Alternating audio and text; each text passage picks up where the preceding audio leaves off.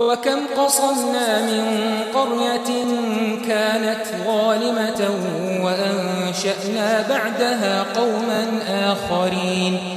فلما أحسوا بأسنا إذا هم منها يركضون لا تركضوا وارجعوا إلى ما أترفتم فيه ومساكنكم لعلكم تسألون قالوا يا ويلنا إنا كنا ظالمين فما زالت تلك دعواهم حتى جعلناهم حصيدا خامدين وما خلقنا السماء والأرض وما بينهما لاعبين لو أردنا أن نتخذ لهوا لاتخذناه من لدنا إن كنا فاعلين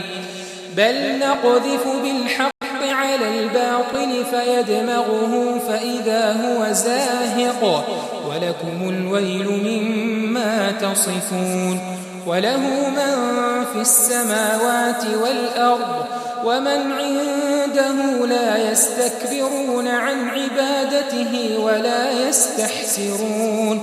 يسبحون الليل والنهار لا يفترون أم اتخذوا آلهة من الأرض هم ينشرون لو كان فيهما آلهة إلا الله لفسدتا فسبحان الله رب العرش عما يصفون لا يسأل عما يفعل وهم يسألون أم اتخذوا من دونه آلهة قل هاتوا برهانكم هذا ذكر من معي وذكر من قبلي بل أكثرهم لا يعلمون الحق فهم معرضون وما أرسلنا من قبلك من رسول إلا نوحي إليه أنه لا إله إلا أنا فاعبدون وقالوا اتخذ الرحمن ولدا سبحانه بل عباد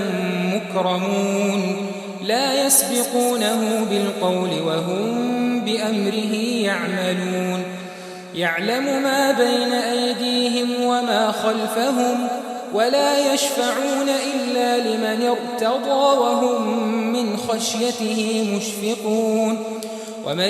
يقل منهم إني إله من دونه فذلك نجزيه جهنم كذلك نجزي الظالمين